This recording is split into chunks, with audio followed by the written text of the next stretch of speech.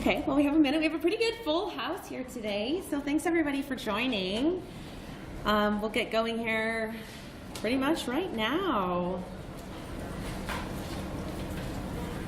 I see some familiar faces and some new faces. I'm curious, how many people came to Bad Camp from out of town, not in the Bay Area? Yeah, look at all these newbies. For how many people here, this is their first Bad Camp? Yeah, that's so awesome. That's so awesome.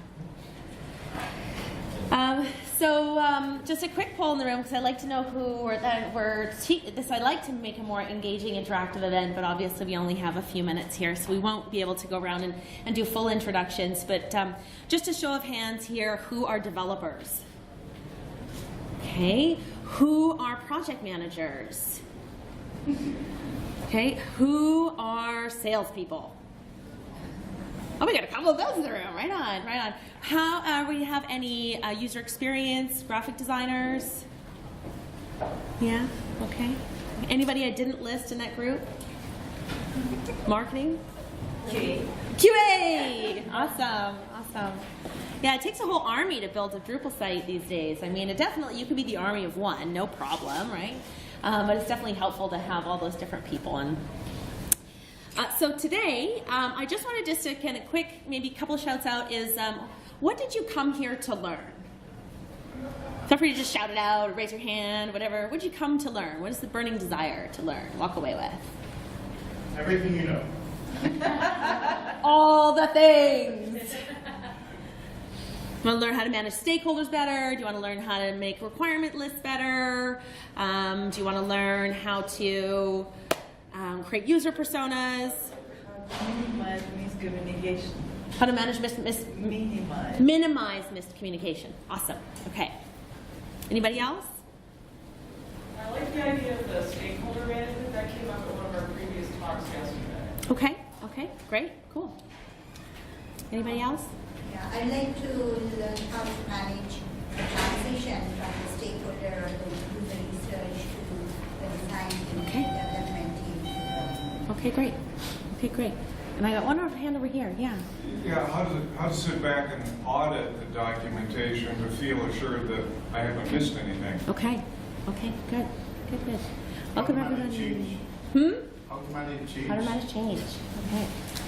A lot of this I hear is not technical, and I think that's good because often the projects, the technology, even though it's tough to build software, it's the humans that make it hard, right? It's the humans, and if it's not the clients, it's whatever other human that's involved in the process. So today we're here to kind of start to define how do we get everything that we need out of our website, and definitely cohesion through stakeholders. This is Vishnu back there. I already found the photo. This was yesterday at the Nonprofit Summit. Just a quick introduction to myself. My name's Stefanyk. I'm founder and CEO of Canopy Studios. We are a local shop, which is also distributed. So I also am the leader of the Bay Area Drupal Camp. So I don't have enough to do. So always happy. We aren't always going to have a chance to ask or answer all of the questions that will come up in the room. So I made these little flyer things. Which is, if you just want to take one, pass it around. If it's not relevant, don't worry about it. But I'd like to be able to provide help and support. My job as a boss is to actually provide help and support. And my job in the community is to provide help and support. So I always try to get problems solved. If you want to, I'm happy to book like a 15-minute consultation with you folks to either connect you with the right person or get you with the right group of people. But if you do want help, just put your name, your email, check off this little box, and then we'll give you a call afterwards or set up an email. The top one says, yes, please send me a copy of the website health checklist. We also have that if you're interested. But we're going to go over some user stories today. And if you want to have the user stories template that we use, just go ahead and write user stories down there. I'll send that over to you, no problem. We believe in sharing what goodness we build. So feel free to just grab one, take it along, pass it along. And if it's not your thing, you want to do your own thing and stalk me on Twitter and find me that way, totally. I'm always available. Okay, so the first thing we have to do when we really have, in order to get what you want on your websites, we have to actually define what that looks like. And defining success can be pretty tricky, especially when you're really close to things, right? It's hard to say what that is.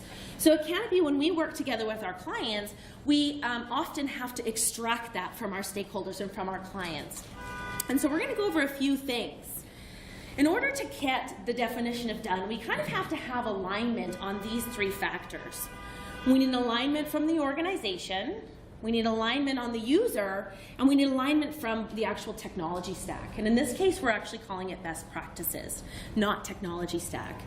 So inside from the organization, we need to understand the organization's goals, the visions, the mission. From the user's point of view, we need to understand their wants, their needs, their interests. And then the third component, which is figuring out the technology or the best practices that will drive that interest, that will create audience appeal. So when we're kind of getting to a place where we can really get clear on what our website's supposed to do for ourselves, getting really clear on our goals is the first step to aligning with those stakeholders and to making sure that everybody that's on the team really understands what's going on. Because we really want to avoid the swoop and poop. How many people here have heard of the swoop and poop? Half of those are my team. But the swoop and poop is a very technical term, and essentially is when we do all this great work, we build a beautiful website, we're all ready to go, and that stakeholder comes in from the middle of nowhere and either says, oh, I just need this feature, oh, I just need this thing, essentially comes in, poops, and swoops away. And here we are left in execution going, how am I going to accomplish this? This was the executive director. So a lot of this is like when you do that real goal alignment at the very beginning, that really helps solidify and avoid that swoop and poop. So when that executive comes in, or that the dean or the mayor, and they come in, we also encourage lots of communications throughout, so it's not a big unveiling, but helping align with goals will help make decisions easier. Today, I'm really excited. I kind of changed this out last minute. I used to use a generic example about community gardening. But because we're here and we're in the Bay Area, we have a wonderful client, the San Francisco Public Library, and we are working with them a lot to help define success for them. So I wanted to walk through some of the steps that we worked with them, because it gives a concrete real-world example, and if you see Joan or any of the other people that work at the library, you can ask them their first-hand experience. There's the library. How many people here have a library card? Yes, that's great. Good to hear. Good to hear. So with them, we went through a lot of different exercises. And I mean, ultimately what we did to define success is we got into what they really wanted to increase engagement. That was their number one thing, is they wanted to increase engagement as an overarching goal for the project. And we said, well, what does that? What does that look like when it comes to success? And obviously, if you go to their site right now, it's not mobilely responsive. That's a big win, right? If we can make our site mobilely responsive, we're going to increase engagement. There's a whole bunch of other things that are up here. It's kind of an interesting color I've chosen. But these are kind of what success looks like. So we can actually start measuring what a website is supposed to do. So we want to have increased engagement, which means increased event participation. It means more multilingual site usage. And there's some key things that we can start to define success, and that becomes a real pillar. So when a feature request comes in 3/4 of the way through the project, we say, does it align with our goal, and will it allow us to accomplish the successful outcome? If it does, then it's a feature or a suggestion that's worth incorporating. If not, it's easier to kick those crazy ideas to phase 2, 7, 12, just essentially helping clear the path so you can get a really great website. So one of the biggest first steps after you kind of define the goals with your audience, or define the goals with the key stakeholders, is to define your audience. Now, a lot of times there's a lot of movement and buzz around creating user personas. We're really big fans of user personas that are backed by real data. We try to really focus on creating user personas that are actually real people, have real problems, people we've talked to. We tend to, if you want to say, we go to uncover these user segments, we go through an exercise with our clients and we say, well, who is this website for, right? And they'll have a list. They may have 12 or 15 people. And why will they use it? We kind of go through when will they use it? How will they use it? And why will they keep using it? And this is some of the stuff that we internally, and I'll post the slides and all that fun stuff after, But these are some of the questions that get our clients thinking and to try to identify who these people are. And we start here because then we have to validate our assumptions. I mean, making up stuff is a lot of fun, but it's not always accurate. So if you have the opportunity, I always say, in order to define your audience, so we try different value statements. So for target audience 1, and it's always very formula-based, right? So we're going to try to create these value statements, and then we're going to go and test them to see if this information is actually what they're looking for. So we say for target audience 1 that cares about topic X, this organization is a solution product service that provides benefit Y. And this formula works across any type of organization, whether it's a nonprofit, whether it's government, whether it's corporate business. But it allows us to kind of identify who are the audiences, what do they care about, and what benefit does it provide. So for example, this is a families looking to do activities together. Like for families and children that are looking for ways to do an activity together, the San Francisco Public Library is an organization that provides opportunities for children to learn how to read and spend time with their parents. So it kind of goes through the who, the organization, and the benefit that they're going to get. I can't say enough about research. Everybody thinks research is hard, expensive, and I've got to say if you can only do like a little bit of research, that's more than nothing. And research can be actually really easy to do. You can look at your Google Analytics. You can see where people are trending, where they're losing time on page. You can administer a quick survey. A 3 to 5 question survey will give you incredible data to which you can then have real data about what people want on the site. One really kind of cheap and dirty way to do this, and you may have seen this on the site, is go to your current site. You can get a little JavaScript widget from like Honeypot or any of the ones, and you can just put a 1-question survey up there. And the one question is, what did you come to the website for today? Not do you like the website or can you find this, but what did you come to the website here for today? And you will be surprised what you're going to get back, right? And you need to have enough data to be able, 2 questions being answered isn't enough data. I think we ran this on the San Francisco Public Library website for 2 weeks, and we got over 1,000 responses. And of course you have to accommodate for all different audiences and languages and so forth. So we had a really great time getting information. And it was really interesting because what the people at the library thought people were coming to the website for, they were about 60%, 80% correct, between that range. But there was that 20, 30, 40% that was like, wow, I didn't know they were doing that, or I never thought to provide that. And it was a trend where we could see that the majority of the audience that was coming there was coming like, to learn where to pay their fines, or to, there was a bunch of things that came up really obvious that needed to be on the homepage. So this data really speaks volumes to make sure that your website's really impactful. You can also interview folks. You could do a quick 50-minute phone call, but there's so many different ways. You can also install something called Hotjar, where you could actually see the heat mapping of where people spend time on your website. And sometimes it's not really always the most valuable way to look at on the old site. It's also really interesting to do this on a newly launched site and kind of test your assumptions. I have to say, Canopy Studios, we're a very data-driven company, which means we're kind of research nerds. And when someone says, a client says, oh, I want to build this feature, we're like, why? Let's test it. Let's roll it out small. So when you find these pain points through your research, what happens then is you'll be able to start uncovering some of the opportunities that come up out of that. So if one of the pain points in the organization is to, we're having a hard time for staff creating content or engagement, well, let's make it easy to create content. Let's create programs and governance that makes it really easy. Like always on the bottom, it's like their current site's not inclusive, right? Well, let's make it. We're going for AAA compliance. So that's really exciting.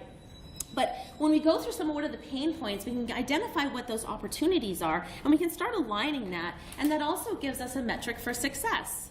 And that also allows us to keep all the stakeholders on board, because all of these things should relate back to our goals, back to our vision, and that keeps it very tied up nicely together. Okay, so how do we actually do this? Like, this all sounds nice and fine and dandy and everything, but when we're looking at how we actually do this is, I'm realizing the legibility of this might be a little bad here, but really if the organizational goal is to increase engagement and increase content awareness, then we have to look at all the different things that are happening on the library to be able to do those to achieve that goal. So we've got, branch events, branch services, community programs, resources and database.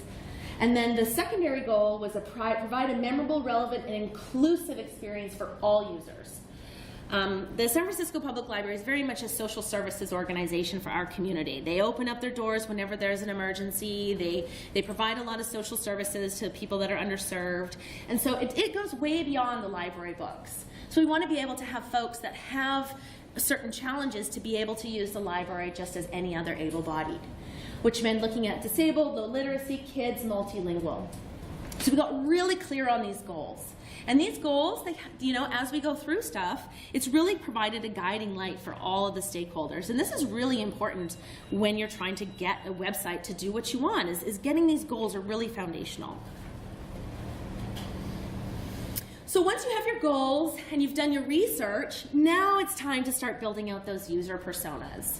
And user personas are somewhat personalizing the experience, and these are different than the marketing personas. There is some demographic data that we capture, but really what we're trying to do is when we're trying to create a user persona for web development is you want to be able to find a grouping of users.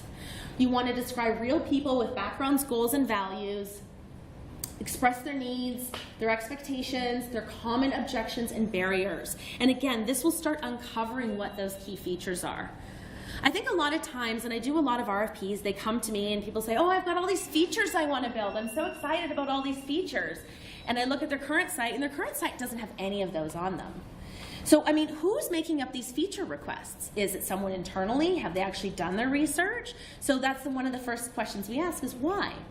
Why do you want a logged-in group that does messaging? Are your users not on Facebook? Are your users, because there's so many different platforms and things to do. You don't want to over-engineer a site and then have nobody use it. So often it's like, I love that you have a list of features. Let's validate it during research to see if that's actually what they care about. And then let's build out some personas and see if they fit within your target audience, and then let's decide if we're going to build them or not. Because sometimes it's so easy to write something down on an RFP of like, I need a blog with all these fancy things, and really like, maybe nobody reads blogs on that site, who knows? So when we're also going through some of these activities, we ask ourselves a series of questions. So what's their priority initiative? Like, why did they actually come to see the site? So I'm going to use a very, very, very basic example throughout these next few slides to show you the way that you flow. So, so how would someone come and visit the SFPL site? Okay, well, maybe someone sent a flyer home from the school with the child about the school's library programs. So now they're incentivized to go and check out the site to see what these programs are. One of the success factors is what do they expect to see? Well, the success factor is they expect to go to the site and be able to see information on dates and locations of events in their local library and possibly even like age requirements. Because a program for a younger person versus a high school person looks very different. Perceived barriers. Also, why is it hard? Well, right now, the current site is not even accessible. So information's hard to find. And then the decision criteria. What would actually make them take action? Okay, yeah, they're busy, because most people are very busy, especially people with small children coming in and out of school, and they're on the computer, and then something cries, they gotta jump away, and they come back. So in order for them to take action, it's gonna be easy for them to find the event, the number of events, can I schedule, can I add it to my calendar, is it appropriate for my child? Yes? Okay, great, I can actually make a decision and move. So making that decision really easy for people by providing information that's contextually relevant to their decision. And then ultimately there's some type of conversion path. There's other paths that convert people also outside of the website, and to look at what those are. For example, students get taken on library school trips and they get signed up with a library card. All of a sudden you've got somebody who's now motivated to go back to the library. Okay, so example user personas. So again, I go back to identifying those user groups. So this one here is a basic borrower. And we tend to kind of identify, like, they are patrons who borrow physical and electronic books. They're kind of like your basic library goer. They borrow books. Many visit the actual physical library to exchange, but some do not. Some just all buy or do them online. They may or may not also know the full range of services. So some of their common tasks that this user will go through. And these ones are really important because it's starting to identify again what those features are. Their common tasks are to do these certain things. This is a bigger one versus for the kids side of things, where we're identifying the caregivers, the children's, and the educators. So here you can see the difference in kind of the common tasks that they'll have. So common tasks for caregivers is they actually attend and sign up for children's events, they check out collection items for kids, and they do homework help, right? Which is very different from the children, right? The children are there, they're there to attend, to play games, to check things out, and to research and to get homework help. We are starting to see some patterns though of certain things. Now, when we do a lot of this, even though we are focused on building a site that's meant to be diverse and be accessible for all, we are essentially saying that we are going to design with inclusive design principles, so we're not featurizing that as its own persona. You know, an educator could have some type of a disability barrier, and we want to be able to have that inclusive, not as their own persona. Okay, and then once we kind of define who the user is and their common tasks, we then kind of go into refining some of those needs. So this borrower, then we start identifying and we put a phrase to it so it can be really personalized and identified. And again, a lot of this work around user personas and defining these people, because ultimately we're building a website for these people, right? Even if it's brochureware for your organization, ultimately you have customers, so your customers are your users. So by having an actual humanized statement that's easy to understand, non-technical, I like being able to search and do things on my commute into the city. That's a lot of us that are probably library goers. Myself, my library card is my audiobook card, right? It's not necessarily I go into the library. And we're looking at some more demographic stuff here. Age 32, project manager, salary, lives in the outer sunset. Kind of the character is analytical and methodical and an avid reader. Then we kind of look at kind of the personality, and the bar graph, while it's hard to see, is like how much are they a desktop user versus a mobile or a tablet. And what we end up doing is we probably create about 5 or so. In addition to, once you've kind of figured out who your personas are, we kind of identify, because people don't just come to your website and take action, right? It's usually an evolution of having a conversation with you, whether that's just you have them going onto your website or them meeting into an event. So for this San Francisco Public Library, and we usually do this for all of our personas, we identify kind of like the 4 key areas that a user will go through before they actually convert. They're very similar across all of them. But if the goal here is to push the user across the threshold to step into ultimately becoming an advocate, to becoming, because they wanted to increase awareness. And the best way to increase awareness is when you go home and you tell your community about how awesome the library is or what you want to do or anything, that starts to increase the evangelism. But you have to start at the top. So awareness is when someone's becoming aware of the library. The transact and explore is kind of to come in and actually get their library card and check out books. And engagement is actually realizing that they can come and volunteer and help when there's a crisis in the city. They can come down and actually help their community. And then advocacy is someone who is not only immersed in it, they're actually going out and sharing the goodness of the library's services. So what do? We get kind of crazy and we actually map all that to the user persona. So this is really making sure that the goal is being met, the user is very clear, and the tasks that's going to accomplish that goal. So these are very tiny and super faded out on this screen. So here's when we create one, and it's a little hard to see here, but we've got an awareness column here, and we have a transaction and explore website here, right? And then we have engagement, and then we have advocacy. So while this is a little hard to read on this slide per se, we actually set the site goal right there. And we say, okay, the site goal is to continue ability to continue translating in-person conversations to an online environment. And we look at like where they are going to be in each one of these and the emotions that are going to be coming up and what are the barriers they're having. So, for example, this is for a child. So his story is, I like to go to the library because the stories they read are fun. It's pretty basic, right? And he's 6, and he's the youngest of 3 kids. He lives in the marina. His character is inquisitive, talkative, engaging. And when we're looking at this, the emotions in the awareness part is they're very exuberant, talkative, they're very excited about this happening. Their barriers is they're easily distracted, they're frequently bored, they may have alternative learning styles.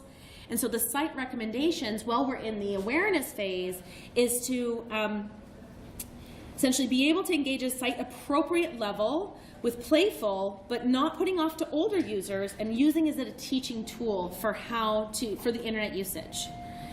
Once they've gone off of their awareness, then they're into like a transact and explore methodology. And here it's kind of moving into, they're now on the website. They're easily able to, the goal is they're easily able to explore and follow and find research. But their emotions is they're quick to frustrate. They're confident in navigating a computer and they will repeat things that are fun. So their barriers is that they may not remember their passwords or they may have forgotten their library card at home. And then so the site recommendation is to shortcuts and easy calls to actions for pathways that they can get back to content homework, research assignments, and they know how to easily get their information. So it's essentially just going through each one of the segments because your user will change throughout the life cycle of where they are. Okay? And a key thing to remember as a web developer is we're trying to really guide the user through that journey so that we can have them take certain actions. And I think one of the things that we can't control is we definitely can't control what state of mind the user is in, and we really can't control what device that they're going to be using. So it's really important to remember that this is not linear, this is actually circular, and that you may go around and around or backwards or forwards. It's not linear, you won't be necessarily one to the next, and you really want to make that experience consistent across all platforms and all devices. Because that way you want to have the ability for people to move from awareness to advocacy. So now that we've kind of got our user personas, we've got our goals, and we've done our research, and now we have these real people that we've actually identified their real problems from this data collection, then we start crafting out the information architecture of the site. And one of the key fundamental things that in order to kind of get what you want out of your website or do it the best you can is to define done. And defining done is very hard in our world because we have humans. Humans are, it's hard to, we build complex systems. So we found the easiest way to create clarity for people is to actually write out all of the features in terms of value statements. So we design what we call user stories. Has anybody heard of a user story before? Yeah, a little bit. So a user story really is something that's meant to be written in human terms to flesh out the objectives, the needs, and the desires of your users. So we did a bunch of heady stuff with trying to figure out what they want and the pathways here. Now this here is mapping it out with success criteria. And this is so important is because it allows alignment of those stakeholders that are non-technical and the developers who are super technical to be able to have that bridge and everybody be speaking the same language. So instead of creating a spreadsheet with all of the content types and all the fields and listing of all the views and how we're going to build it, well, we still do a lot of that for like technical planning purposes. User stories are actually our foundational piece that allows us to create a definition of done. So this is the user story template, and again I have a spreadsheet with all of this kind of sorted out and I'm happy to share it, so just check off that box or write it in there and I'll send it over, no problem. But now that we know who our user is and what they want to do, and even how they want to benefit, we can now start taking this into a template and start really defining what your site is going to do. Because it's coming from a place of strategic thinking, a place of research, and now here we're creating all of that work defined into one sentences, and it's going to give that guiding light. So for example, as a parent of young children, I need to find events in my neighborhood that will teach my children to read and be an engaged learner. This doesn't say anything about, building an event content type, right? It doesn't go quite into that granularity, but it does say that we need an easy to find event in my neighborhood, so it needs to be regionalized, whether you're in Noe Valley or Nob Hill, which library you're going to. Really what this does is, I'm just going to kind of go, oops, where's my example here? Okay, let's see if I can make this bigger. So I chose actually user stories for Badcamp. It's a little different than the library, but okay, and you can modify them, right? But really we've got as a something, I want to something, so that something, have a little bit of notes just in case you need them, and then the acceptance criteria. This looks like it's really odd to see. Okay, and so we went through, and it can be, we usually do it by, kind of roles on the site, because we know that almost all, unless we want to do it it's up to you on how you run this, but it's usually some type of role, like if essentially this was an anonymous user. I want to find out what date Badcamp is so that I know when to arrive. The acceptance criteria is date is visible on the website and easy to find. Then we had to further filter by phase and so forth. But this is where you start putting in the details that are a little bit more technical. Right, the next one is, as an anonymous user, I want to be able to fill out a registration form so that I can register for the website and get an account on the website. There's a note that this account creates the Drupal user and logs them in. And the acceptance criteria has some of those details. Like, it has to have a username, it has to have a password, we should have a Drupal.org, and it has to have a volunteer checkbox, a newsletter checkbox, right?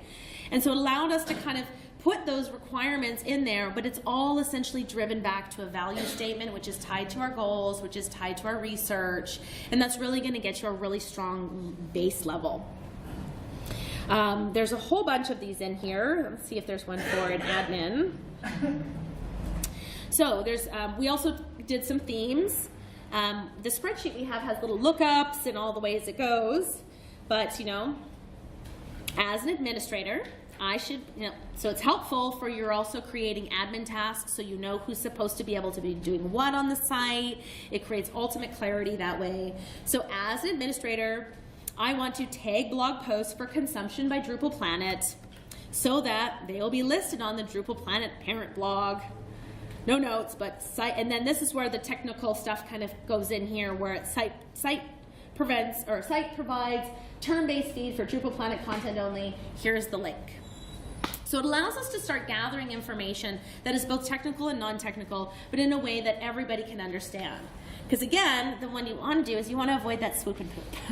It's very demotivating for everybody that's working really hard. So what you can do is you can help and you can walk through normal people in your organization that have a vested interest on the site, and you can walk through these user stories with them, and you can help them understand and they may start to see, oh, well, I don't know what benefit this provides. And then all of a sudden there's this nice little bright light where you don't have to fight them on their feature because it's been shone on. They go, oh, right, nobody actually cares about that. So I'd say like this way of doing user stories also gives your developers a lot of autonomy on this way we define the what, not the how. So when you put your team together, they have then the autonomy to then figure out like how they're going to build it specifically. We often leave that part to the tech lead, who's going to actually facilitate the more in-depth technical conversation. But what's so great about that is when the technical lead actually starts to define the how specifically this is going to get implemented, again, the developer who's maybe not familiar with all the strategy and all the things because they weren't in all those calls can read the user story and know what the goal of the feature is. And that's really important because, again, I think most of our clients, they don't care how we build it. They just want it done like really well, accessibly compliant, SEO friendly. Like there's some check boxes that they're looking for, but generally functioning code is what they're looking for, aesthetically beautiful code. Whether you build it, and maybe there are some like internal requirements for that, but then we'd probably list those even off as user stories. As the site administrator who's going to be taking over the site, I need to be able to easily manage my updates, or I need to understand how this works, and then provide the foundation and making sure that you even account for the requirements that are going to happen not only on the front end of the website, but also on like the back end of actually managing the site for training materials and so forth. So it's a really helpful tool. If anybody wants a copy of our template, there is, we've got one up that I'm happy to share. But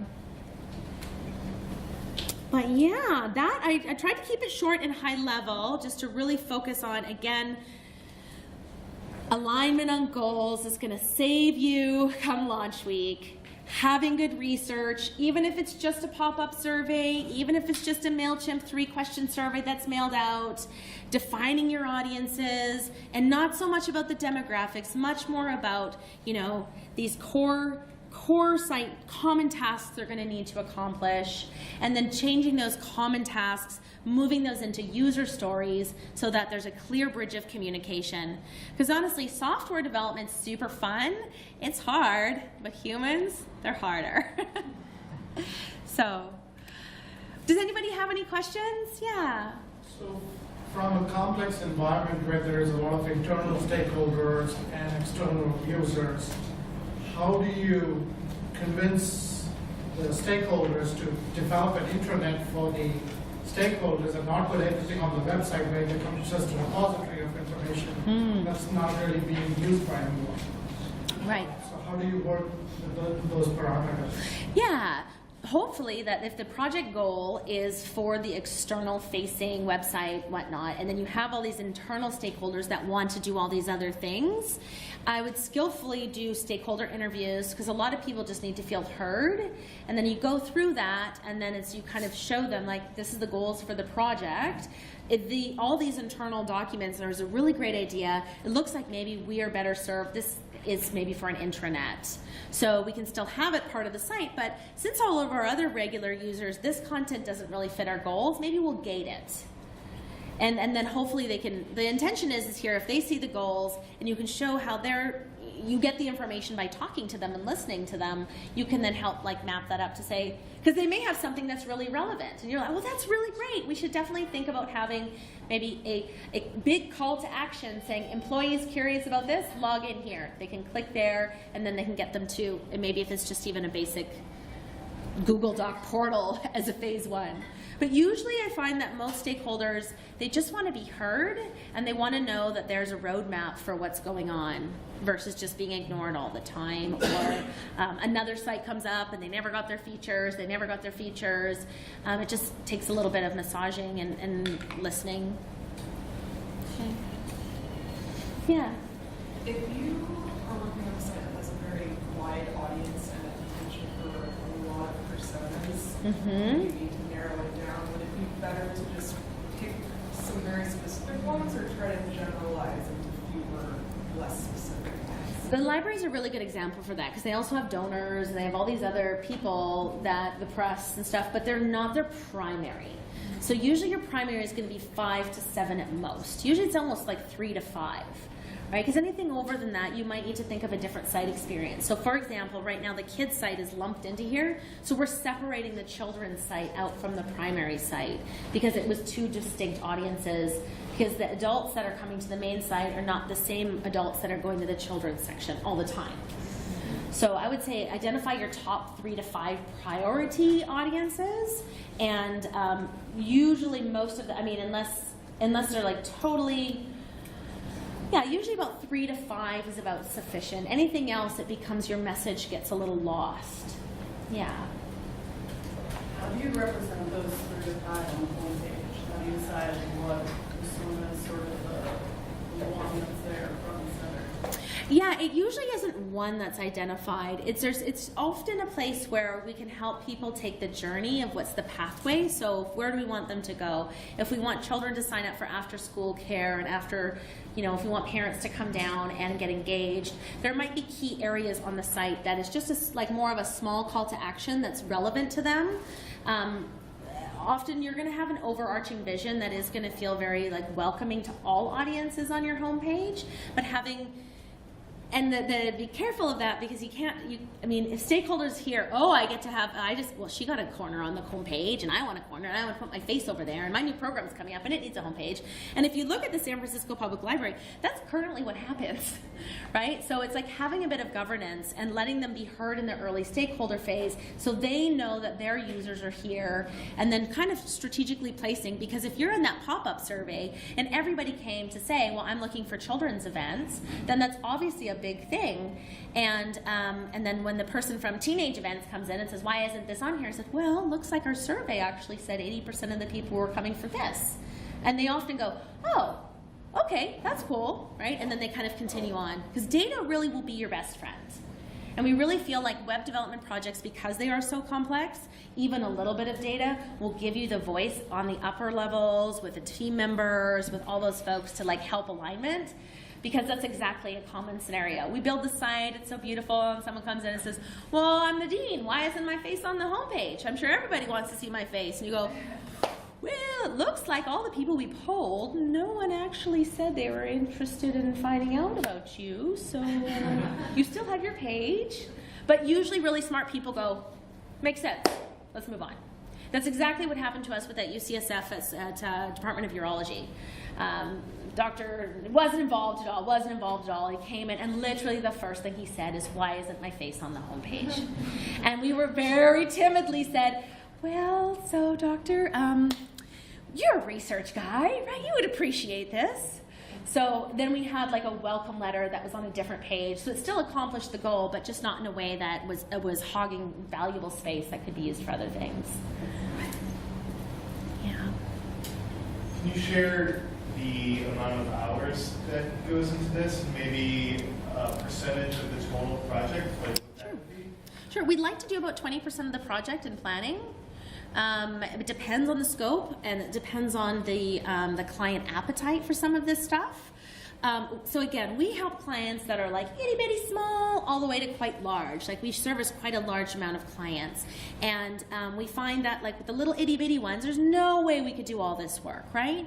So what we are doing with them is we're doing a pop-up survey, we're sending out a survey, and we're going right into user stories.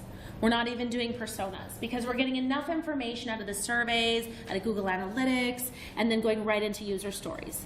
And on a smaller site, obviously there's less user stories, but it does allow us to kind of vet some of that with the clients before we go into design thinking. So we believe like even if we can only do a little bit, and we can't do all the persona work, and we can't really dig into all the priority initiatives, because I mean something like this, we do something like that maybe 20 hours, something like this is like 200 hours. So it really depends on kind of, you know, the muscle you want to flex when it comes to some of this kind of strategic thinking. This definitely pays off over the long term, but I do feel like just the ability to do a little bit of research, think strategically, it creates that alignment. That alignment we all so desperately want when it comes to, we're all excited at the very beginning. Where is it here? It's right at the beginning, of course, right at the beginning. I should put it in too. Okay, not this one, this one here. So we really want to have that alignment. So it's hitting those organizational goals. So we will talk to all the key people. We'll have a key strategic kickoff meeting. We'll talk about goals, vision, mission, the audience, what they know. We'll do a little survey, and then we'll kind of put something together that really tries to nail on the last circle is missing on there, but small or little. Do your homework. It'll save you, because as soon as we go and we're like, oh, we'll just start building this, or we'll just start designing this, that's when those projects kind of go a little crazy. There's some, well, we didn't think about this feature. What about this? And all of a sudden it's like a Frankenstein site, you know, at the very end, and we're like, oh, we got to stick this piece on, or, you know, this also helps plan for a phased rollout. I think a lot of the times we're feeling a social pressure, a financial pressure, or a technological pressure on a project, right? There's always some type of pressure on that project. So knowing that if you're thinking about these things more strategically allows you to featureize things and roll them out in a more sequential order. That makes sense because it's more driven on the goals. Four Kitchens has a really great way of saying this. I love these people. They're in Austin, Texas. And have you folks heard of a minimum viable product for software development? That sounds kind of harsh. Viable, minimum viable. So the Four Kitchens team renamed it minimum lovable product. And I gotta say they should trademark that because I definitely use it all the time. And I was like, what can we get away that we love the most? What's the least we can do that we love the most?